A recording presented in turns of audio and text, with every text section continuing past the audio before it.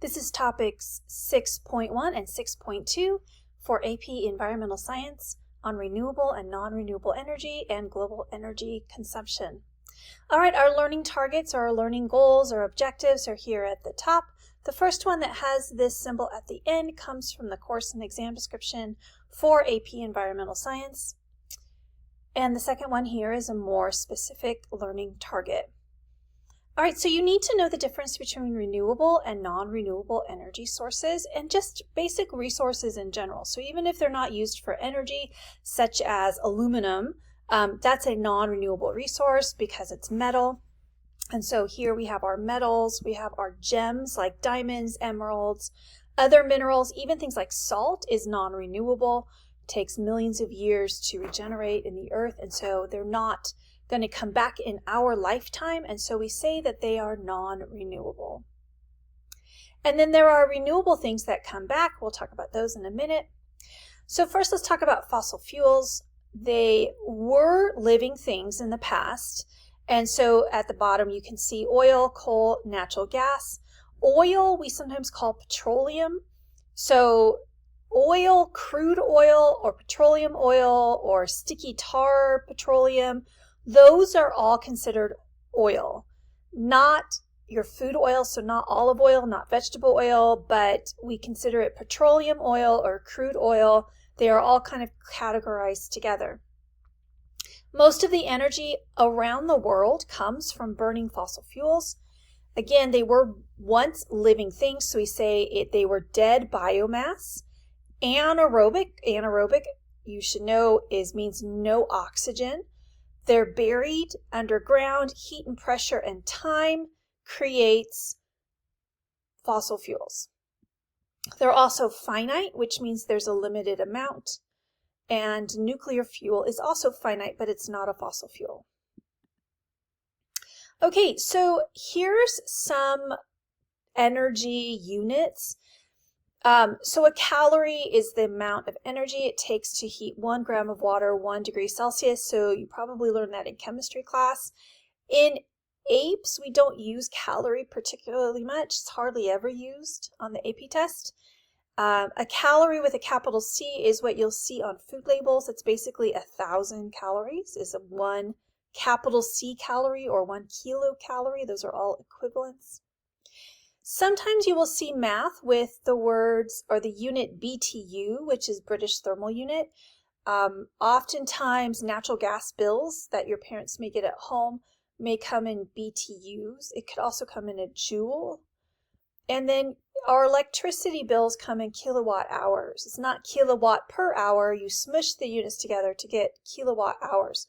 Now, for math, for the AP Environmental Science exam, you will need to work with these units in dimensional analysis. You will not need to convert like from BTU to joules or kilowatt hours to BTU or anything like that. You don't have to convert between those units. You will need to convert in the metric system. So kilowatts to watts to megawatts. That's kind of what you'll see. Or a kilojoule to a joule. But you could see a problem like about natural gas with BTUs or joules as the unit they use. Okay, so other things are renewable energy sources and things that are potentially renewable if you don't manage them properly, like your water, your groundwater or your surface water, then you can't always use hydroelectric power if your water runs out, but the water will eventually come back through the water cycle. So same thing with soil. Soil will eventually come back, but an inch of topsoil takes 100 years. So we say it's renewable, but you got to make sure that you're taking care of it as well, because it doesn't regenerate like daily, like the sun will. So non-depletable, no matter how much we use them, we're not going to run out, like wind, solar, those kinds of things, we're not going to run out. Biomass is living things. Think about cutting down a tree and burning it in your fireplace. That's biomass. There's other types of biomass we'll talk about as well. But if you don't manage your forest correctly or other sources of biomass, you could run out temporarily until it grows back. Or unless permanently if you don't like replant a forest after you chop it down. Okay, so our renewable resources, solar, wind, geothermal, water, hydropower is using the power of water, like in a hydroelectric dam. Tidal is considered hydropower, so the movement of the tides in the ocean can spin turbines. We're going to talk about that. Waves, same thing. Biomass, which are crops like corn, wood, algae, and other plants. Geothermal energy. Can you describe something as renewable if it is reusable or recyclable? Why or why not? No. So this is a very common mistake on an AP test free response question. Sometimes students will write, the prompt might be, describe the definition of a renewable resource. And kids will say, a renewable resource can be reused or recycled. And that is not true. It can be regenerated. Because metals like aluminum, an aluminum can, you can recycle it, but aluminum is non-renewable. Same thing with like glass or metal, jars or whatever. You can reuse things like plastic. Plastic comes from petroleum, so it comes from a fossil fuel and it's non-renewable, but you can reuse your plastic containers over and over again. So the word reused or recycled is not part of the correct definition. Can renewable resources run out temporarily? Yes, we talked about that previously. Water can run out in a drought. Forests can be depleted until they grow back. Geothermal power can decrease if groundwater is depleted faster than replenished through the water cycle. And we'll talk about geothermal later in this unit. So we have non-renewable here at the top, natural gas, oil, coal, nuclear. Potentially renewable if it's managed properly, wood and biofuels. Non-depletable, wind, solar, hydroelectric, geothermal. The hydroelectric is a little bit funny. It could kind of fit in both. You can deplete it temporarily, like in a drought, and you overuse the water, but then it does eventually, droughts end. Okay, next one. Energy resources, where are they located? So they're not even around the world. Every nation uses different resources depending on what they have. Globally, 80% of energy is used by oil, coal, natural gas, or fossil fuels. Developed nations of the world use more than 40% of the world's energy, even though they comprise only 20% of the population. So that's the US, that's Europe, that's Japan. We only have 20% of the population, yet we use 40% of the energy. But developing countries, as they are becoming more developed, as they are getting more wealthy, they are using more fossil fuels. All right. And by the way, that's something to know. So this part down here comes directly from the course and exam description. Make sure that you know this pretty well. Next part we have here some graphs, and you can see worldwide energy consumption is mostly oil, natural gas, and coal are 3 fossil fuels. Nuclear is in there at 5%, and renewables, solar, wind, etc. are 15%, so mostly fossil fuels. You can also see here the countries that use the most total energy consumption, and then it's also per capita is in blue. So per capita means per person in blue. So United States has the most energy per person that is used. Now, energy includes our electricity, transportation, heating, and cooking. So all of those things that we use in the US, per person we use the most. China has a much bigger population, so they use more energy total. Remember, they have 1 billion more people than the US, so China has 1.3 billion people. The United States has 0.3 billion people, or 300 million, technically around 340 million at the time of this recording. Okay, moving on. All right, so in the US, energy has transitioned from people burning wood to cook and to heat their houses. So think about the olden days, from the time the country was settled in the 1600s, 1700s, 1800s, early 1900s. Then maybe late 1800s, we started digging for coal and realized there was way more energy packed in coal than wood. So you can burn a little bit of coal and get the same amount of heat and energy and cooking power than a huge log of wood. So once we started using coal, people switched their wood burning heaters in their homes to coal burning. Now, that was really from the early 1900s into maybe like the 1960s. And then we realized coal produces massive amounts of pollution. And so a lot of people switched to heating oil to heat their homes. Now, this is mostly in the eastern United States. In the western United States, we do not heat our homes with coal or heating oil. Mostly our homes are heated through natural gas. But over time, that's become more of the country. So the country in general, the majority of people have switched from wood to coal to oil to natural gas. Heating oil is derived from petroleum oil or crude oil. Okay, so in the past decade, so I've been teaching this class for 18 years. It used to be coal made up 50% of our electricity generation. It is now down to 40%, and more has been switched to natural gas because it burns cleaner. It's the cleanest fossil fuel, less air pollution, less global climate change gases, greenhouse gases. Okay, none of the resources ever stopped, so there's still people that do burn wood in their homes for heat. There's still coal being burned for lots of things, oil and natural gas. They've never really stopped, but they've diminished over time, so we've never really stopped any of them. All right, so energy is regional and seasonal. Coal remains the primary fuel source in the western and southeastern states. This is not California. This is more like Colorado, Montana. In the coastal west, California, Oregon, Washington, it is not coal. It's hydroelectric, natural gas. Southeastern states use a lot of coal. Remember, a lot of coal is mined in Appalachia, so Kentucky, West Virginia, Tennessee, and they use it for electricity generation in the eastern U.S. Western states and northern states use a mix of nuclear, dams, natural gas. That's where we're from, California. We use mostly natural gas. Natural gas and hydroelectric make up most of California. Also, nuclear is in there as well. Natural gas is the fastest growing today. You need to know that. Now, what influences what grows fast or not? Availability, price, government regulations influence which energy sources people use and how they can use it. Energy is very fluid.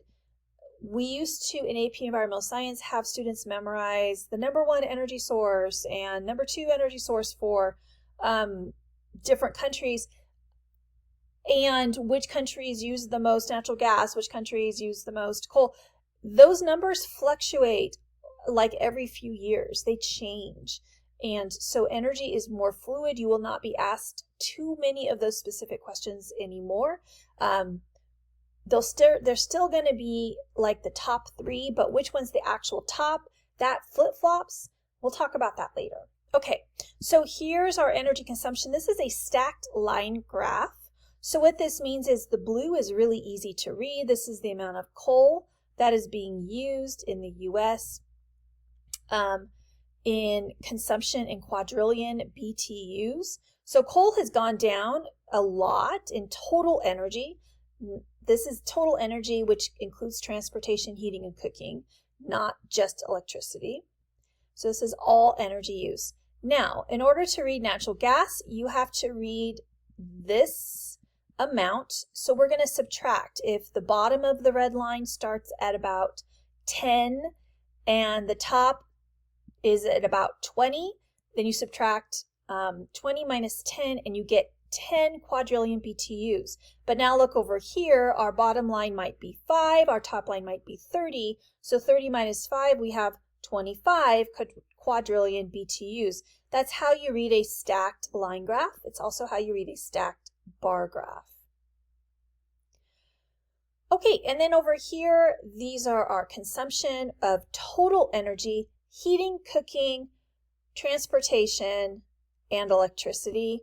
Natural gas is almost the most. Oil, mostly our transportation, coal and natural gas. than our renewables and nuclear. So that's the US. Okay, so non-renewable resources are finite.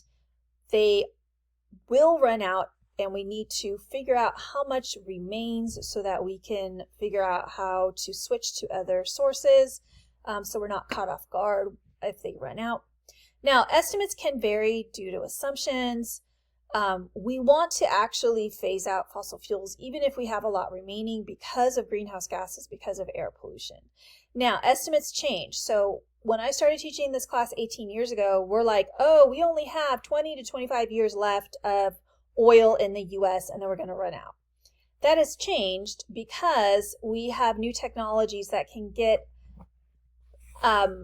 oil resources that were inaccessible in the past. Things like tar sands in Canada have become available for the US to use. Also, technologies like fracking is mostly used for natural gas, but can also be used for petroleum oil. And so those reserves have actually gone up because we can access them. So these numbers have changed ever since I've been teaching this class as well.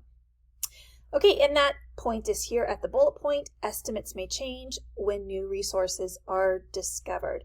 Okay, so how is petroleum accumulated underground?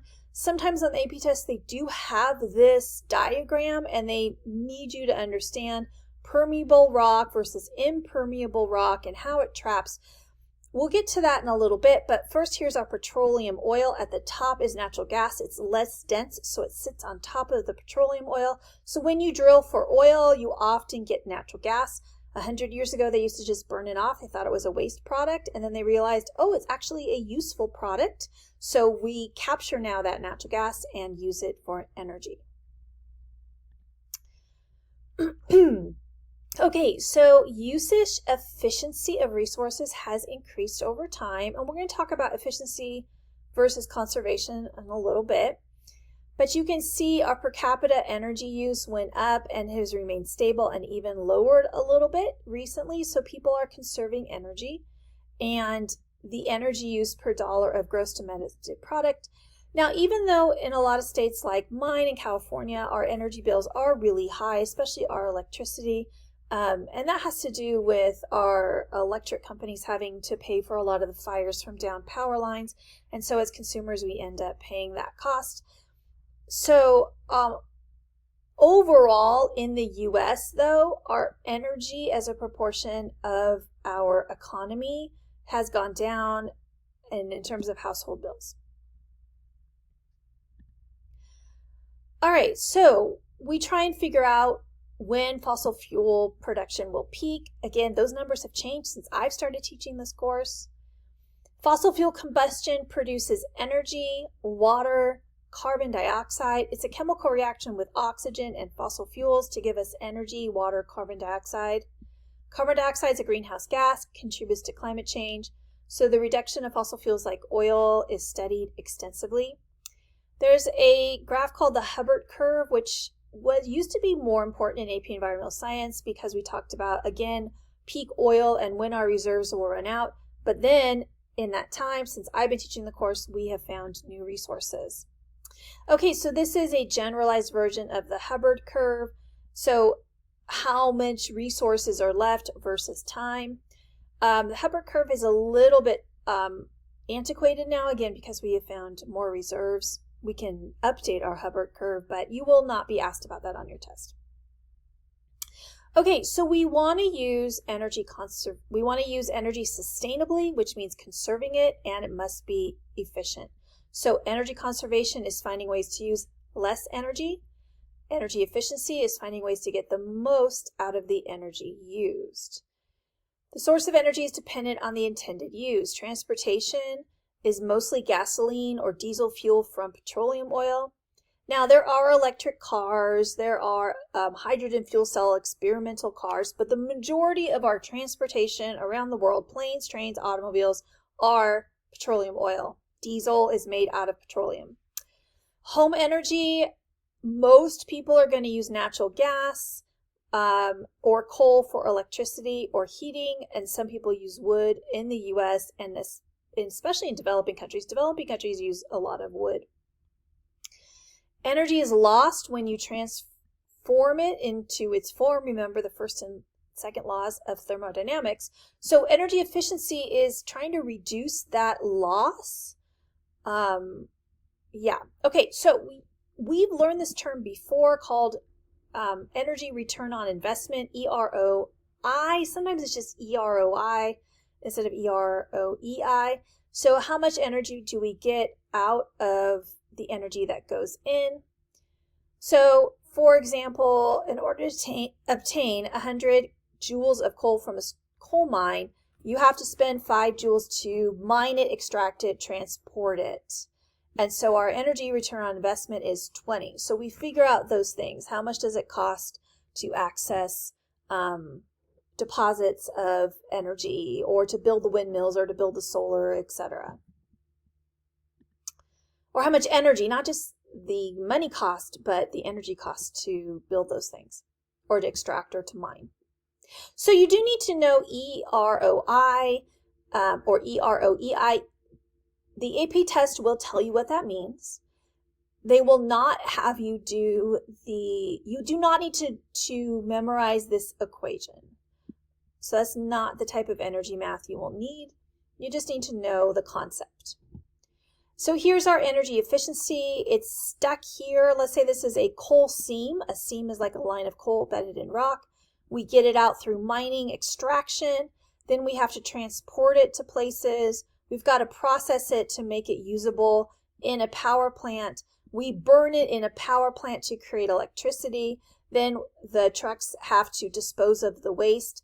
The power that's created, the electricity created at the power plant has got to go through power lines to the user. All of those are energy losses. So this is an important type of diagram to show you all of the losses. So energy efficiency is trying to prevent, to lower those losses that occur. Okay, so back to this question, what are BTUs, watts, therms, joules? Again, you don't have to memorize the exact definitions of these terms, and you do not have to convert between these terms. You will need to use these terms in other math just as part of the units, but you do not have to memorize what they are and to convert between them. So you need to know BTUs or joules are often used for general energy production. Watts are used for electricity generation and use, and therms for natural gas bills. All right, that's the end for these sections.